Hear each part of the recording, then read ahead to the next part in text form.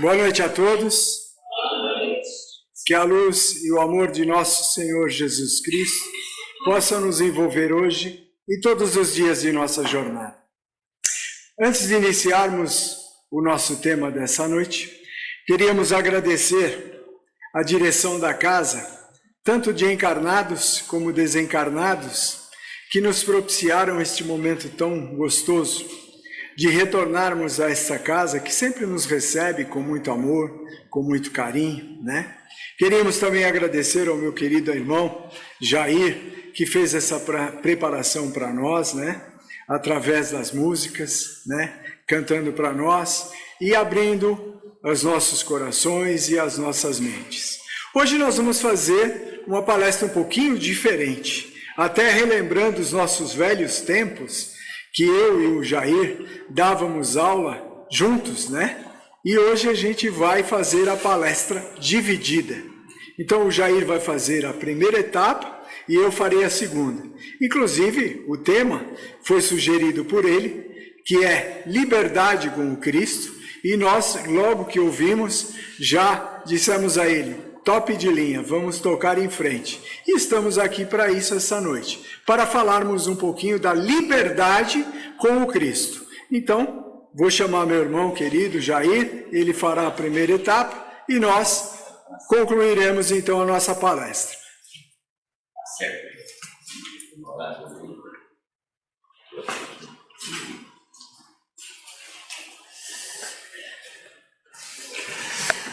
Boa noite a todos. Acho que dá para ver bem, né? Não precisa chegar muito perto do microfone não, né? Assim é melhor, fica mais tranquilo, né? Eu vou trabalhar com música, vamos trabalhar com música os dois, tá certo? Essa música é número 128, depois se alguém quiser acompanhar usando o livro, pode acompanhar. Eu vou falar um pouquinho dessa questão da liberdade com Cristo. Aliás, falar de Cristo é muito importante, estamos perto do Natal e é sempre maravilhoso falar de Jesus, porque muitas vezes a gente nem percebe a grandeza de Jesus, né? Eu vou dizer sinceramente, eu demorei nessa vida para entender a grandeza de Jesus. Eu só entendi a grandeza de Jesus quando estudei o Livro dos Espíritos. Antes eu não entendia, sabe? A gente tinha ideia de Jesus, assistia aqueles filmes, ouvia falar, mas entender mesmo a grandeza de Jesus não é fácil. Imaginar que há 4 bilhões e meio de anos atrás, olha, eu vou falar de novo, 4 bilhões e meio de anos atrás, quando a Terra estava se formando, lá estava Jesus como um arquiteto conduzindo toda a formação do planeta Terra. Eu sei que muitos vão perguntar assim, mas ele fez isso sozinho? Claro que não, né? Jesus foi sempre um trabalhador em equipe. Sempre. Aliás, tudo nesse mundo que funciona bem, trabalha em equipe, não adianta. Você imaginar que a casa espírita vai funcionar assim, tem um presidente da casa, ele faz tudo. Se ele quiser fazer tudo, não vai dar certo. Ele tem que ter uma equipe. Ele tem aquele que dá passe, tem aquele que recepciona na frente, tem aquele que faz a palestra, tem... Então, dentro da casa espírita tem que fazer a limpeza, né? Quem faz a limpeza é importantíssimo na casa espírita. Imagina se chegar aqui está tudo sujo, né? Então, Jesus sempre trabalhou em equipe. Então, há 4 bilhões e meio de anos atrás, Jesus estava formando o planeta Terra. Tá certo? Tudo dentro de um planejamento. Os anos se passaram, muitos anos se passaram até a chegada do homem na Terra. Porque Jesus foi conduzindo tudo. Quando Jesus foi formar o planeta Terra, Jesus foi escolhido por Deus para a formação desse planeta. Jesus foi escolhido por Deus para conduzir a evolução de todos os seres que tinham no planeta Terra, não só dos seres humanos, mas de todos os seres do planeta Terra. Todos os seres evoluem, é só você acompanhar a evolução do planeta Terra. Tinha os dinossauros que não tem mais, agora tem outros animais que apesar de um gato ser pequenininha, mas é mais inteligente do que era inteligente um dinossauro naquela época. Só para a gente ver como o planeta foi evoluindo, tá certo? Jesus sempre conduzindo essa evolução. E Jesus, certa vez, fez uma promessa que um dia ele viria pessoalmente, encarnaria no planeta Terra para deixar uma marca no planeta Terra. Não só da passagem dele como comportamento, também pelos ensinamentos que ele deixaria. Ele fez essa promessa para alguns espíritos. E quando chegou o momento, ele veio. Só que, para que Jesus encarnasse no planeta Terra, não foi fácil. Esse corpinho aqui, esse corpinho grosseiro aqui, não aguentava a luz de Jesus. É muito difícil. Então Jesus teve que ir se preparando, passou centenas e centenas de anos se preparando para um dia encarnar na Terra. E para isso ele fez grandes planejamentos. Muitas e muitas vezes Jesus se reuniu com os apóstolos, com aqueles que seriam seus apóstolos, com aqueles que seriam seus discípulos, seguidores, que também teriam que estar com ele aqui no planeta Terra, porque para fazer um trabalho em equipe. Em equipe, é muito importante que você entenda isso. Porque quando Jesus nasce na Terra, que ele encarna, ele não encarnou sozinho. Antes dele encarnaram vários espíritos que iam acompanhá-lo, e outros encarnaram depois. Pedro, por exemplo, era mais velho do que Jesus, mas João era bem mais novo, tá certo? Quando Jesus chega lá naquela base dos 30 anos, Pedro era, Pedro era mais velho, mas o João era novinho, tá certo? E aí Jesus escolhe também os seus pais, tá certo? É Jesus quem escolhe os pais. Quando vou encarnar na Terra, eu quero Maria como minha mãe, José como meu pai, tá certo? Que eram dois espíritos de grande elevação espiritual. Maria era um baita de um espírito de grande evolução,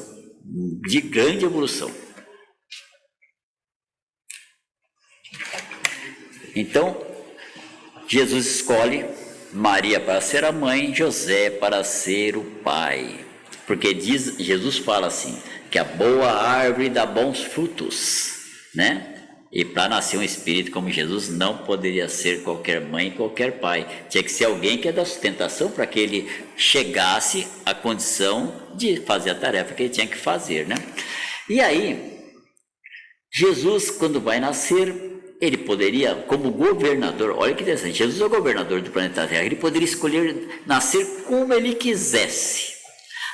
Eu sei que muitos de nós, certamente, muitas vezes antes de desencarnar, a pessoa assim, eu quero reencarnar, mas eu quero ser rico, milionário, sei lá, filho do Elon Musk, por exemplo, ter dinheiro para fazer tudo o que eu quero.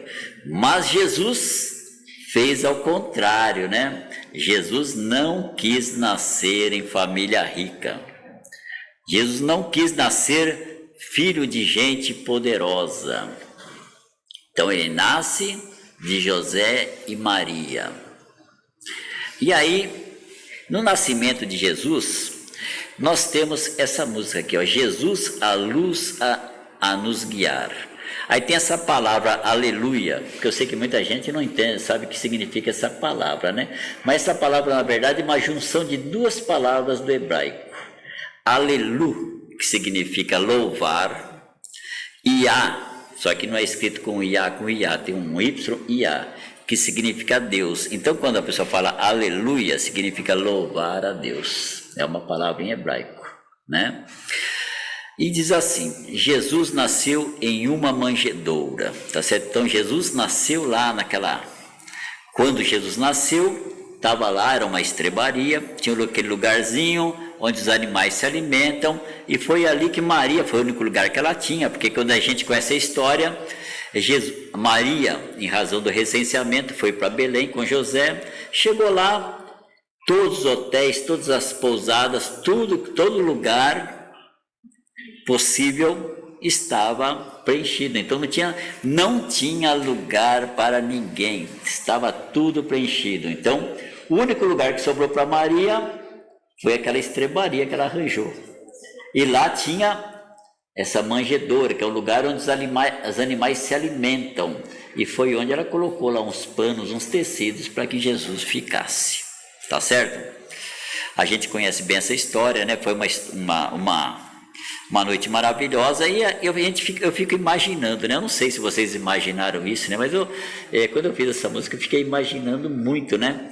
Essa questão de Jesus aconchegado aos braços de Maria, né? Imagina, o espírito mais elevado de toda a história da humanidade nos braços de Maria, né? Que naquele momento certamente cantou para ele, porque Maria era muito religiosa, e Maria, por ser muito religiosa, ela conhecia muitas músicas da época. Tinha as músicas religiosas da época. Possivelmente eram diferentes das de hoje, mas ela certamente sabia cantar aquelas músicas. Então, eu fiquei imaginando, né, Maria cantando para Jesus e agradecendo, né, ao Criador da vida naquele momento, porque Maria era muito ligada às coisas divinas. Aquela noite estrelada, uma noite maravilhosa, sem nuvens, as estrelas cintilando, brilhando, a chamada estrela de Belém, né, que apareceu naquela noite, aquela estrela que conduziu os pastores, que também guiou também os 3 reis magos, né, que foram até Jesus levar presentes, tudo naquela noite maravilhosa, uma noite totalmente estrelada, que certamente Maria, olhando para aquelas estrelas, né, deve ter sentido a grandeza do universo naquela noite maravilhosa, e certamente Maria acariciou o rosto de Jesus, que era realmente o representante divino do amor na terra. E aí, após aquela noite, né, uma noite maravilhosa, uma noite inesquecível, certamente o mundo haveria de mudar, porque a noite do nascimento de Jesus foi a noite mais importante da história da humanidade. Foi a noite que transformou e modificou tudo que havia na terra. E Maria, após aquela noite, tornou-se realmente a mãe dos oprimidos. Por quê? Quem trabalha com a espiritualidade sabe que as equipes de Maria no mundo espiritual são fantásticas. Tem equipes de Maria que para cuidar de crianças abortadas, para evitar que mães abortem, para evitar o suicídio e muito mais outras coisas. Tem muitas equipes de Maria no mundo espiritual. E Jesus realmente tornou-se a luz que nos guia na nossa história, tá certo? Então, quando queremos alguém para nos guiar, é Jesus que nós buscamos. E nós vamos cantar essa música aí, tá certo? Jesus, a luz a nos guiar. Eu vou ficar com o violão. Pega eu aqui? Tá bom, então você pega eu. Tá bom.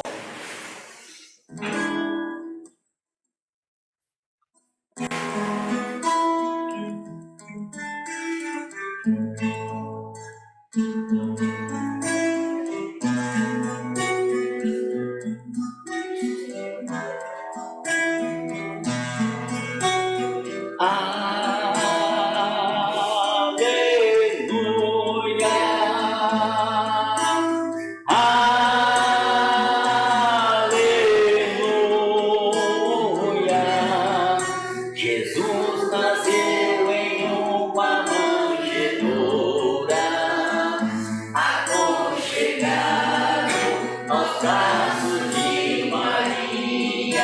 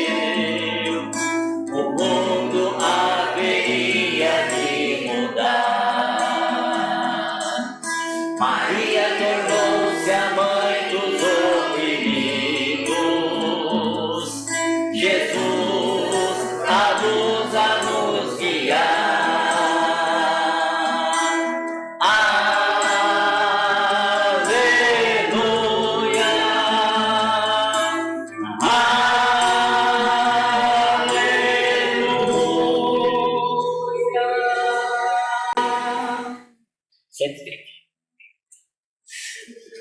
Então, vamos pensar um pouquinho o que isso tem a ver com liberdade, né? Porque o assunto é liberdade com Cristo, né? E aí, é a questão do desapego, do quanto Jesus era desapegado. Por ele ser o governador do planeta Terra, ter tudo a seu dispor e se permitir nascer numa situação tão desapegada, né? Aliás, ele falava assim, né? Eu não tenho uma pedra para recostar a minha cabeça, né? E então, o desapego é um dos grandes ensinamentos da questão da liberdade com Cristo. E aí, Jesus vai passando, o tempo vai passando, né? Tem várias histórias sobre Jesus. Quando a gente lê o Evangelho, a questão do Jesus falando com os sábios, né? Aos 12 anos, tem várias.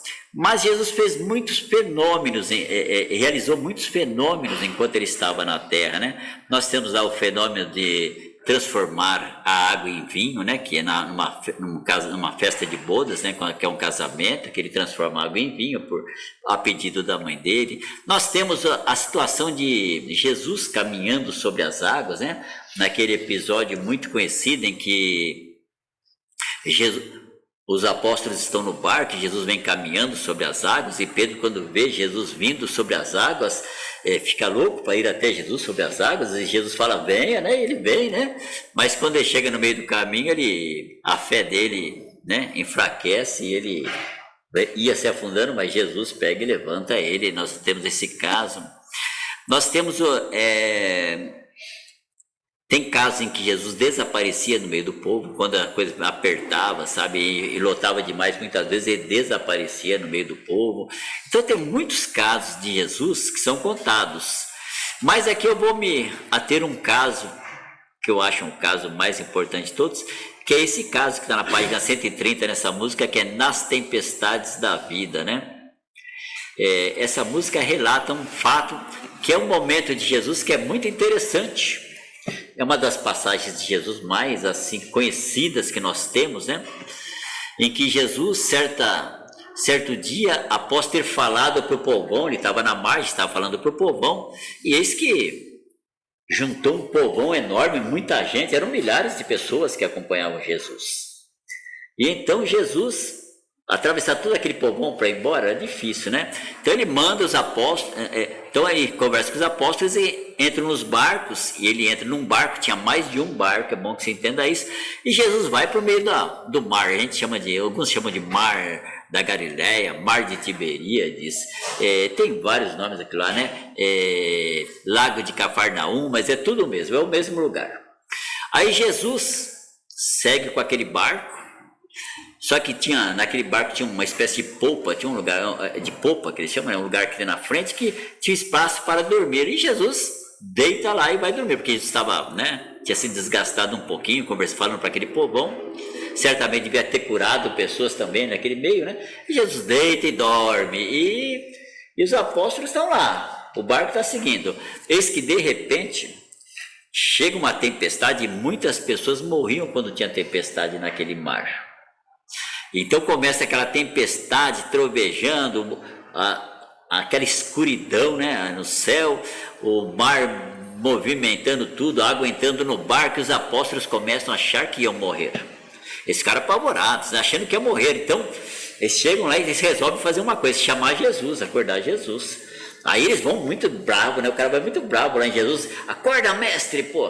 Tá vendo que a gente vai morrer todo mundo aí, você dormindo aí, né? E Jesus acordou muito tranquilo, levantou, subiu, né? Na parte do barco que eles estavam lá.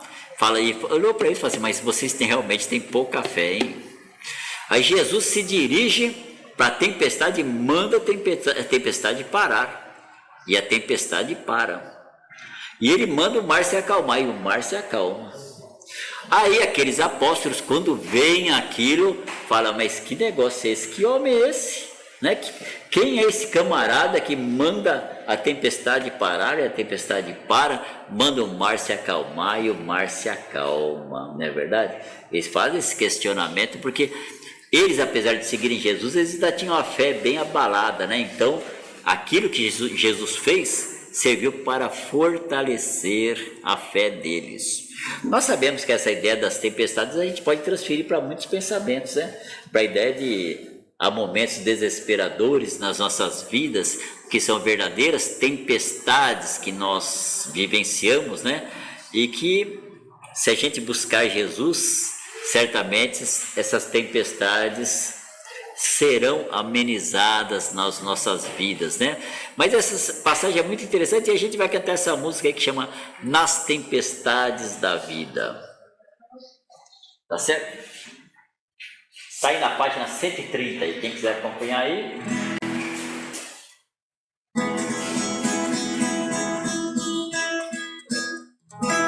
Lá está Dom João, Pedro e Tomé, também outros apóstolos, no lago em Genezaré.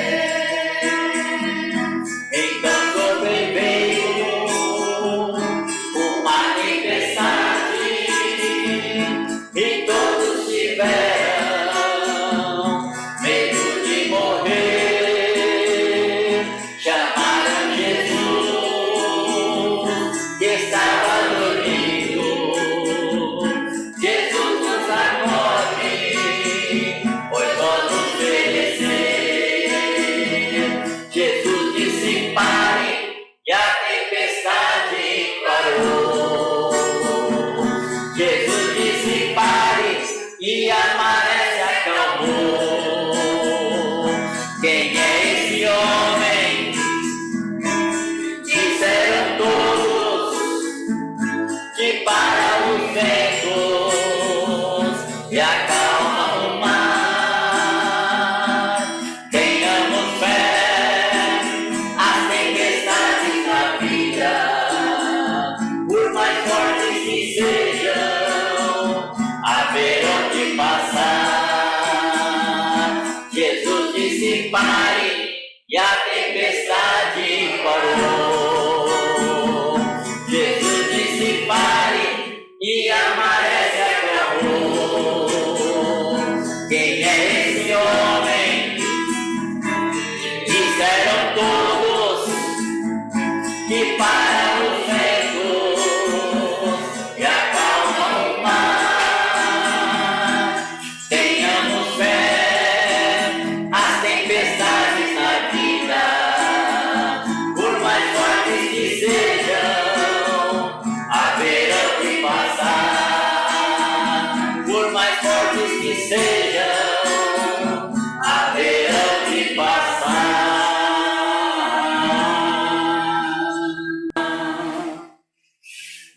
124.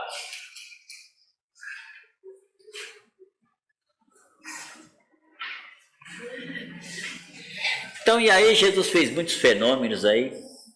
E olha como a liberdade com Cristo, né? O sentimento de liberdade. Aqueles homens estavam enlouquecidos naquele barco, mas Jesus estava muito tranquilo, porque Jesus sabia o que estava acontecendo. Jesus sabia que aquela tempestade não ia matar ninguém ali. Então Jesus tinha uma tranquilidade. É por isso que Jesus fala assim: conhecereis a verdade e ela vos libertará. Porque quem tem conhecimento de verdade, quando eu falo conhecimento, conhecimento das leis universais, né? Não falo do conhecimento de matemática e história, porque tem gente que tem conhecimentos dessas coisas, né? E não tem essa paciência de Jesus. E Jesus teve a calma naquele momento, né? Porque a liberdade de quem tem uma espiritualidade realmente sustentada, vamos dizer assim, né? E Jesus fez vários outros fenômenos. Teve o fenômeno dele depois da crucificação, ele retornar para provar que a imortalidade existe para nós, né? Mas além desses fenômenos, né, que Jesus produziu, ele tinha outros fenômenos que eram diferentes, que eram os fenômenos das curas, né? Quantas pessoas cegas Jesus fez voltar a enxergar? Quantos surdos voltaram a ouvir? Quantos que tinham os braços ressecados e voltaram a movimentar os braços? Quantos eram coxos e voltaram a andar? Então Jesus curou muita gente, muita gente. E de diversas formas. O evangelho, lá na Bíblia escreve, no Evangelho escreve alguns casos, mas foram muitos mais casos que aqueles lá. Aqueles foram os que foram registrados, né? Mas um dos fenômenos assim que eu acho mais assim incríveis, né, da vida de Jesus são os fenômenos das conversões que ele fez, né? Os fenômenos das conversões. Olha, ele converteu muitas pessoas, muitas. Pedro foi um deles. Pedro era muito rebelde e radical. Pedro era difícil de lidar com Pedro. E quando a gente lê o livro Paulo e Estevão, a gente vê lá que no final da vida de Pedro, Pedro se torna um camarada pacífico, apaziguador. Ele era referência de paz entre todos os apóstolos. Aquele que era o mais rebelde de todos. Mas Jesus converteu Pedro. Jesus converteu Maria Madalena. Maria Madalena tinha posses, tinha muitas coisas, mas era uma pessoa que se sentia vazia, que não sentia finalidade na vida. Mas com Jesus, Maria Madalena encontrou o caminho dela. Maria Madalena foi uma das grandes trabalhadoras, principalmente nas atividades em relação aos leprosos. Jesus converteu Saulo em Paulo, o grande apóstolo que tem lá no Evangelho. Saulo, que era um homem que era era rico, importante, tinha poder, tinha tudo, que perseguia, julgava, condenava e executava os cristãos. Ele achava que era o certo, né? E ele perseguia os cristãos mesmo e mandava apedrejar o que fosse necessário. Mas Jesus um dia aparece para ele iluminado, com uma luz tão forte. Jesus já havia desencarnado e aparece para ele com uma luz tão forte que ele fica cego ao olhar para Jesus. E Paulo se transforma. Essa conversão de Paulo é fantástica. Então a gente pega a vida de Jesus, as coisas que Jesus fez, realmente, muitas pessoas chegam a achar que é utopia, falam assim, esse cara não existiu, não, é mentira, né? Você já ouviu falar isso aí? Tem gente que fala que é mentira, cara. Você acha que alguém ia conseguir fazer tudo isso, né? Mas fez, e teria feito muito mais. E quando estava no período da crucificação, Jesus, para mostrar às pessoas a importância da fé e o quanto que ele era, a liberdade que ele tinha, que a liberdade está em se sentir livre, né? Jesus, mesmo indo para a crucificação, não reclamou, não criticou, não esbravejou, não condenou aqueles que estavam levando ele para a crucificação, mostrando que o conhecimento espiritual é algo fantástico que a gente tem que cultivar em nossas vidas se queremos viver melhores que antes. E nós vamos cantar essa música aqui, que é Jesus é o Salvador. Eu vou fechar aqui o meu ciclo, né? Depois eu chego com meu amigo aqui. Jesus é o Salvador, tá certo? Que vai falar um pouquinho desse fortalecimento da fé que Jesus fazia, né? As pessoas terem, né? Que é o que Jesus fazia mesmo, né? E Jesus, principalmente, uma coisa aqui, ele acolhia, né, as pessoas mais excluídas da sociedade. Isso é o fantástico, né? Excluía as pessoas mais excluídas de todas. E por isso que as palavras de Jesus continuam firmes e fortes até os dias de hoje, que aí eu deixo depois para o meu amigo continuar.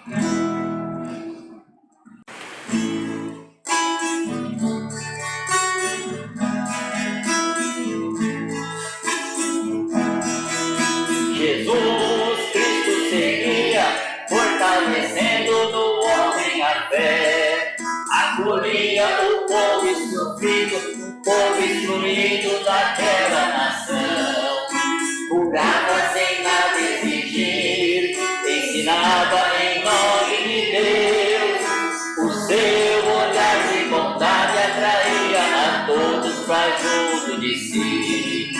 Jesus é o Cristo de Deus, Jesus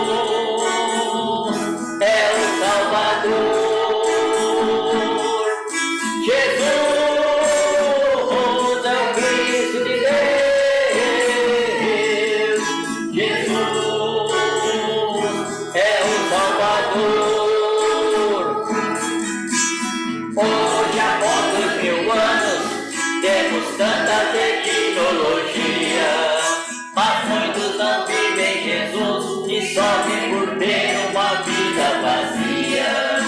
Sabemos de seu amor, de seus ensinos, de seu evangelho. Porém a ilusão da matéria é que domina nosso dia a dia. Jesus é o Cristo de Deus. Jesus é o Salvador. Jesus é o Cristo de Deus. Jesus é o Salvador. A terra pode passar, mas suas palavras não passarão. Cada um no tempo de Deus, um dia haverá de compreender. É nas atitudes de amor, de compaixão por nossos irmãos, que o reino de Deus nascerá na intimidade dos corações. Jesus é o Cristo de Deus. Jesus é o Salvador. Jesus é o Cristo de Deus. Jesus é o Salvador.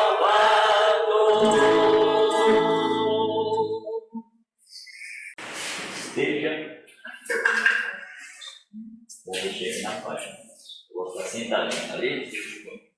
Deixa você à vontade, tá bom? Obrigado. Tudo bem pra você cantar. Tá bom.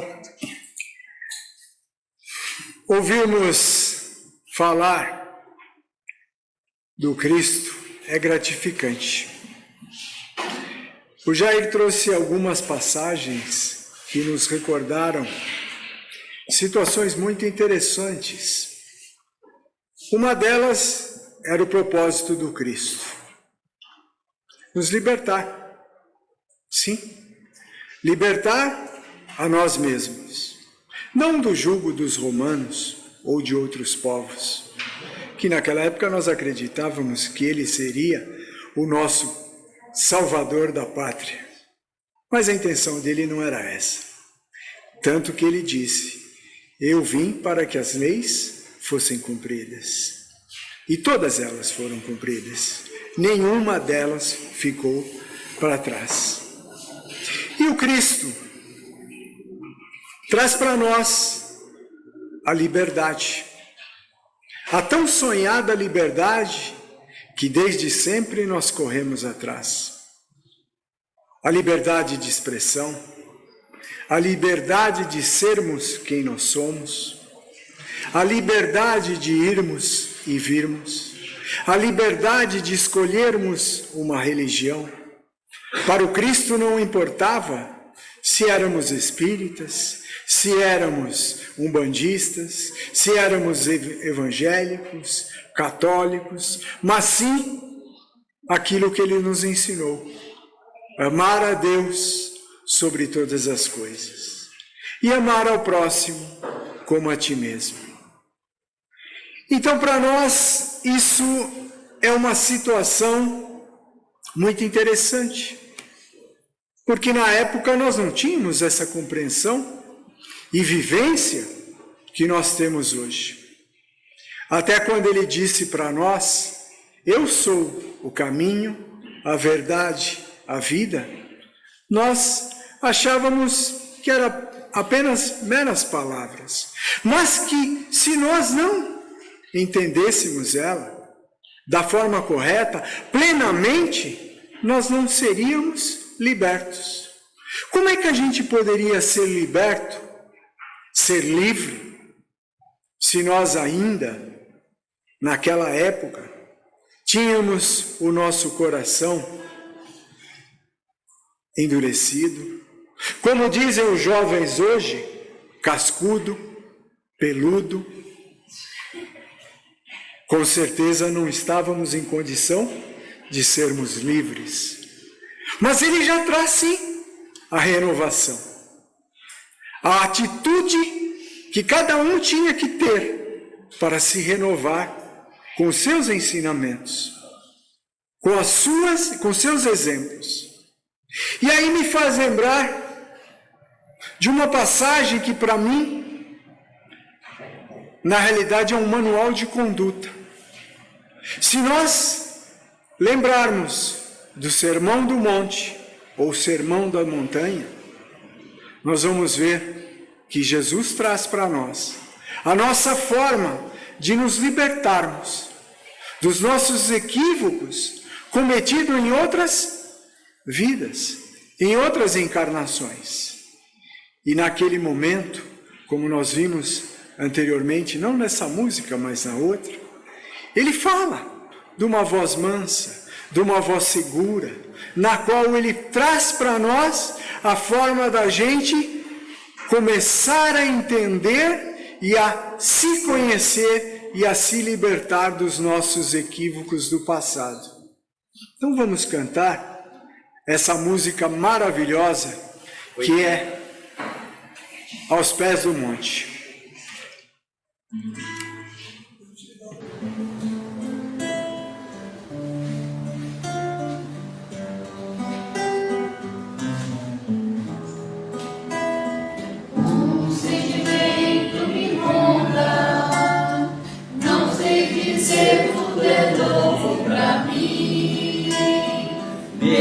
Coração se renova, sinto a esperança invadir o meu ser.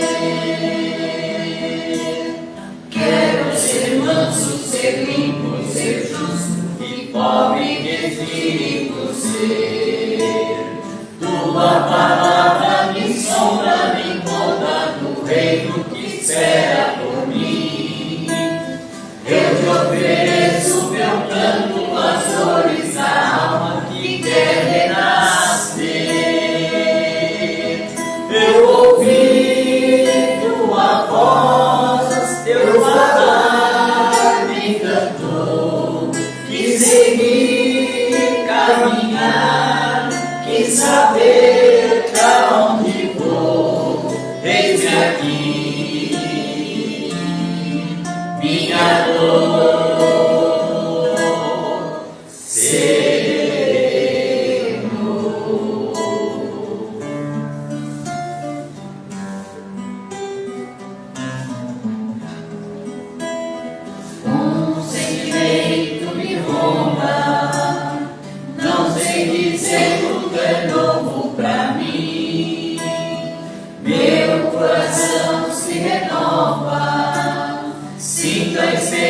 Invadir o meu ser.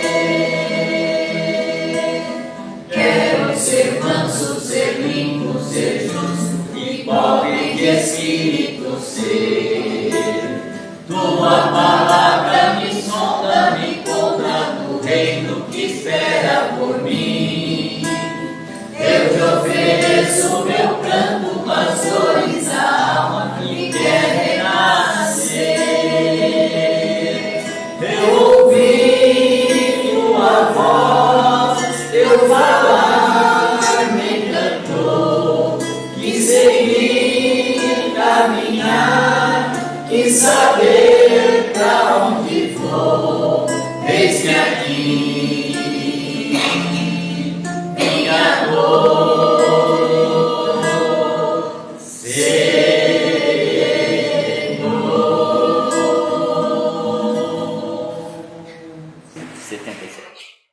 Mas o propósito do Cristo não parava ali, no Sermão do Monte, das bem-aventuranças. Ele trazia para nós uma esperança, um conforto, para que nós realmente pudéssemos nos modificar. E certa passagem ele também nos diz, né? Eu não vim trazer a paz, mas a espada. Como assim? Jesus, depois de todo esse ensinamento, através das bem-aventuranças, nos fala que vem trazer a espada? Sim, sim. Mas ele deixa uma incógnita para nós. Por quê? Porque ele olha para cada um de nós e diz: eu vos darei a minha paz, e a minha paz vos consolará. Naquele momento, nós começávamos a entender o que ele estava dizendo. E aí ele diz assim: deixarei a vós, não espíritas, mas aquele que realmente quer se libertar, o Consolador prometido. Depois de algum tempo, com muitas dificuldades, com muitas guerras, né? Com muitas atrocidades que nós, seres humanos, infelizmente, cometemos, não é? Pelo nosso orgulho, pela nossa vaidade, pelas nossas ideologias, né? E nosso egoísmo, que infelizmente até hoje estamos vendo isso acontecer. Não deveria mais acontecer esse tipo de coisa, mas infelizmente o propósito do homem é diferente do Cristo. E o Cristo veio com um propósito totalmente diferente daquele homem velho, no qual ele nos chama a atenção e nos diz: aí deixarei o Consolador prometido. Kardec traz para nós essa obra maravilhosa da codificação, Livro dos Espíritos, citado pelo nosso irmão Jair, né? Depois ele nos traz também o Evangelho segundo o Espiritismo,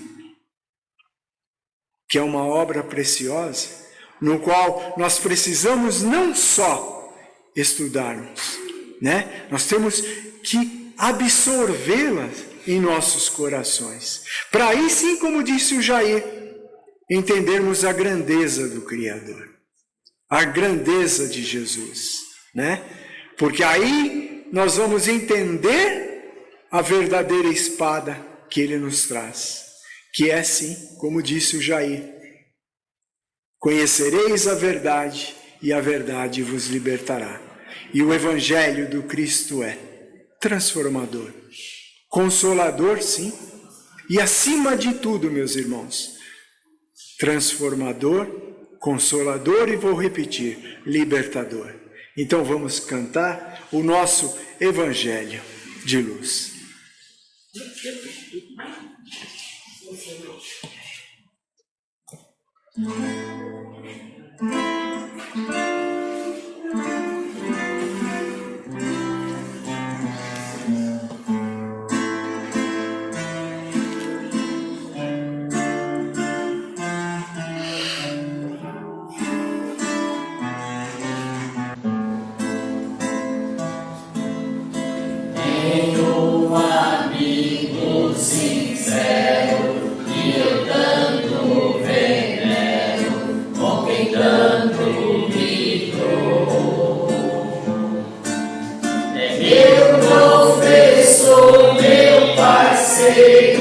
Meu bom companheiro, e muito me ajudou. Me ensina a ser caridoso, a não ser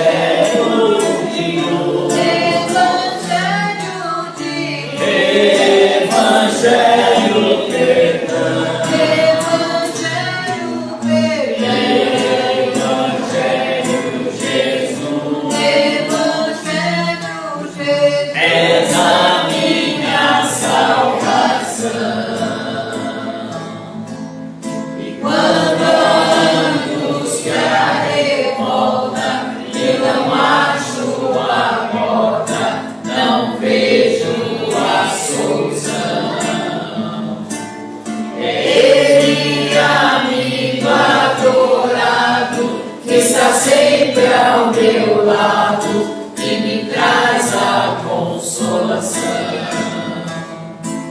Se choro, preciso socorro, a Ele recorro, e por vezes me livrou.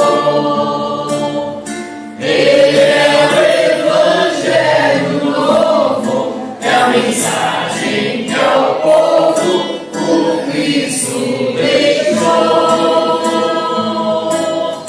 Ele é o Evangelho novo, é a mensagem que ao povo o Cristo deixou. Evangelho divino, Evangelho divino, Evangelho perdão, Evangelho perdão, Evangelho Jesus, Evangelho Jesus, és a minha salvação. Evangelho divino, Evangelho divino, Evangelho perdão, Evangelho perdão, Evangelho Jesus, Evangelho Jesus, és a minha salvação. E só para a gente ver a grandeza desse Cristo, desse nosso irmão querido, desse grande mestre, conhecedor do coração humano, tem uma passagem que também nos chama muita atenção. Naquele momento, Jesus encontra-se com a mulher samaritana e pede a ela um pouco de água. Mas não era água para matar a sua sede. Era sim para quebrar conceitos criados pelo homem, não pelo Criador, no qual ele mostra que, acima de tudo, nós precisamos ter respeito pelo próximo, pelas suas convicções, pela sua crença, pela sua fé. E outro dia nós estávamos num estudo e nos perguntaram e pediram para a gente falar um pouquinho da morte. A morte é libertadora. Ela faz parte da lei de progresso e de evolução. Mas, Ricardo, como assim? Vamos olhar pelo lado racional. Aquela pessoa que já tem uma certa idade, que já cumpriu o seu compromisso e o seu objetivo, evoluiu, buscou acolher, buscou amparar, libertou os seus entes queridos, desencarna ou morre. Morre porque Deus quis assim, Ricardo? Não. A morte tem um momento certo para que ela aconteça. A não ser casos muito esporádicos, mas que ainda acontecem.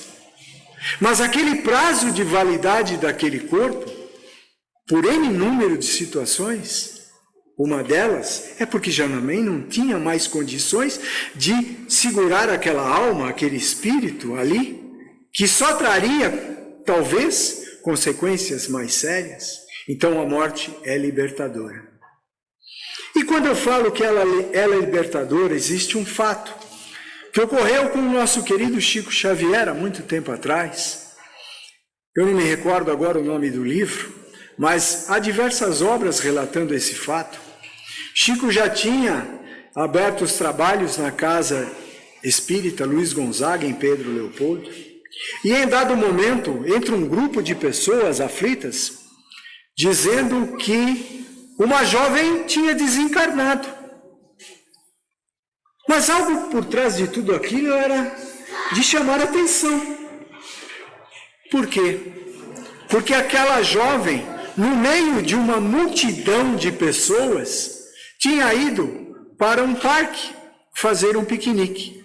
E acreditem, só ela absorveu todas as picadas do enxame de abelha. E é lógico que ela tinha que desencarnar. E desencarnou. O tempo foi passando. Os pais sempre buscam entender o que aconteceu, como aconteceu, por que aconteceu. Isso é uma coisa não só daqueles pais, mas nós também, como hoje estamos aqui, buscando essa resposta, né, que muitos de nós receberemos, e que se ainda não for momento também, não percamos a nossa fé, como disse o Jair, vamos manter ela perseverante, e numa próxima talvez nos seja permitido atendermos o telefone. E eles foram até Chico. Chico já os conhecia, sabiam que eles eram o pai daquela menina. E naquele momento, Emmanuel, sempre aquele mentor carinhoso, olha para Chico e diz: é momento de divulgar o que aconteceu. Chico olha para Emmanuel e não fala, mas mentalmente eles se entendiam. E pergunta: mas será que isso não vai chocar aqueles pais? Não, é momento, Emmanuel diz. Chico manda eles sentarem, olha para eles e diz assim: meus queridos irmãos, a sua filha, em uma das últimas encarnações, ela foi uma senhora de muitas posses, de muitas propriedades, e ela gostava muito de um primo dela. Ela queria se casar com esse primo, mas esse primo já tinha sido prometido a uma outra moça para uma outra família. E a gente sabe que naquela época existiam esses comprometimentos mesmo, né? E aí Chico continua relatando a ela. Mas aquela moça, ela tinha aquela volúpia de ter aquele rapaz como seu marido. E ela programa um passeio de cavalo, que naquela época era o melhor meio de transporte que tinha, né? Ou era cavalo montado, ou era cavalo na charrete, né? E lá vai ela com a moça, a futura mulher do seu primo. E ela vê realmente um cacho, um enxame de marimbondos. E ela faz de tudo para que a moça vá encostando o cavalo mais próximo do enxame e da árvore. Em dado momento, ela dá um baita de um coice com as pernas na árvore. E a árvore cai, libera o enxame, e o enxame cai em cima dessa moça. Então ela propagou o desencarne daquela moça. Então aí a gente vê que dentro da lei do Criador, que é sempre uma lei divina e natural, quando a gente fala de ação e reação, de causa e efeito, neste momento que aquela moça reencarna em uma vida renovada, na certeza daquele momento, era assim de resgate, de reajuste, de se reabilitar perante aquele ato cometido em outras vidas. Então a morte é para nós libertadora.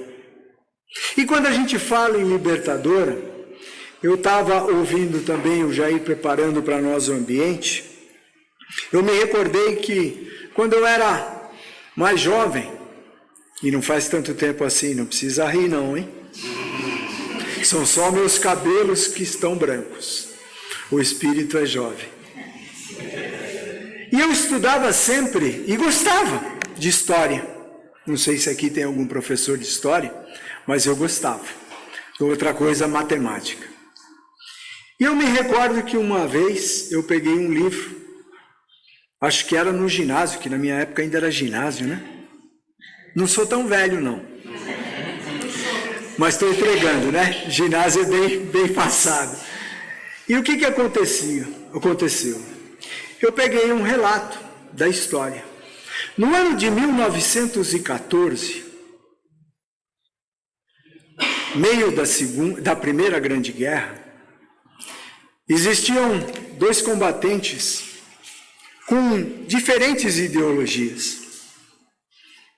Um queria comandar o mundo, o outro queria libertar os outros povos, né, que estavam sendo subjugados por aquele povo. Para quem não conhece de história, nós estamos falando de alemães e ingleses. E naquela época, a única forma que eles tinham para se guerrear eram com rifles, não tinha ainda talvez as metralhadoras, mas tinham os canhões, e eles formavam grandes trincheiras. Para quem não sabe o que é uma trincheira, é um buraco cavado na terra, onde cabe ali, sei lá, 10, 20, 30, 100 soldados, e em cima eles tinham arames farpados, que já existia naquela época. Vejam que coisa de louco. 1914. E ali eles formaram as trincheiras de um lado, alemães, de outro, ingleses. E no meio existia um corredor, que eu não me recordo o nome, mas era um corredor. E nós estávamos naquele dia, em 24 de dezembro de 1914. Em dado momento, por altas horas da noite, não sei dizer e nem a história sabe quem foi, mas alguém de um dos lados começou a cantar: noite feliz, noite feliz. E aí, como está ali na música, já de outra forma que o Jair põe para nós, que é essa que eu vou pedir para você cantar, não vamos cantar aquela, vamos mudar. E aí, o lado de lá ouviu.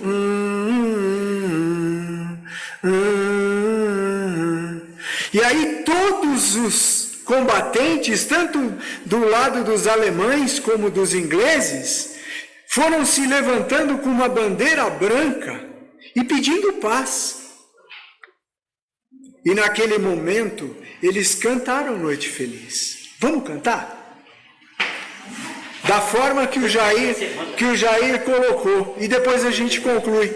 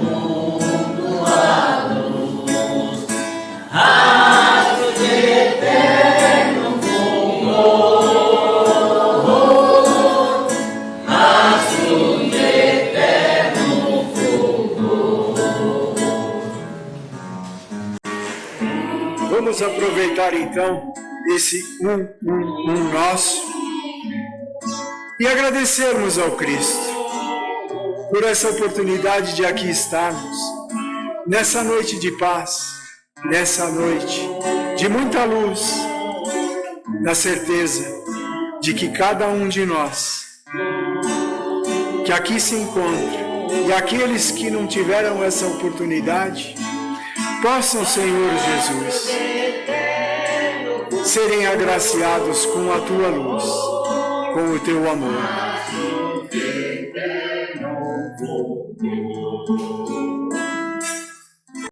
Podemos passar uma outra música aí? Não, chega. Você parabéns para Jesus, hein?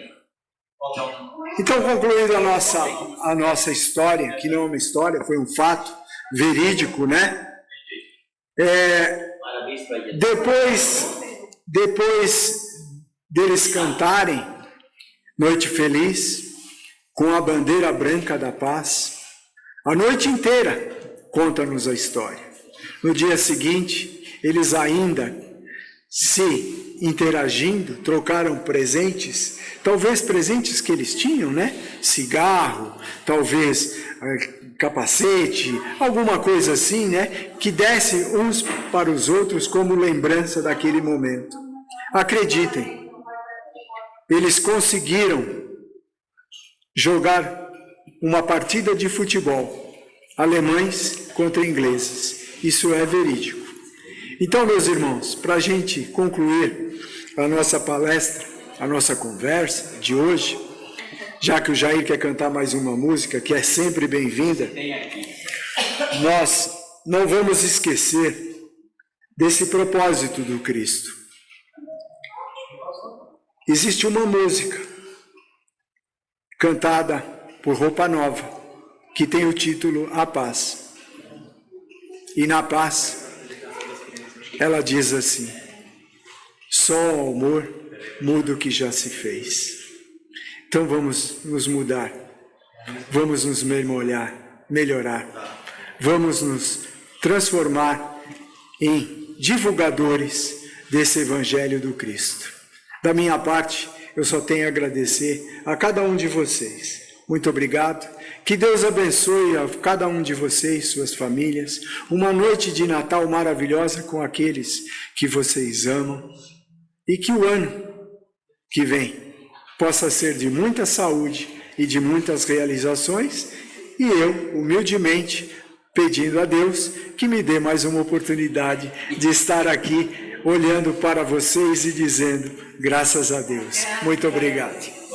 Para terminar, eu vou cantar o parabéns para Jesus. É só que tem uma história aqui, uma amiga que é médica lá no grupo de discografia lá. Um dia mandou para mim essa letra e disse: já então eu estava cantando essa música aqui, parabéns para Jesus. Aí ela mandou a letra, ela mandou a letra e eu não usei quase nada. Eu falei um negócio que eu não estava encaixando no violão.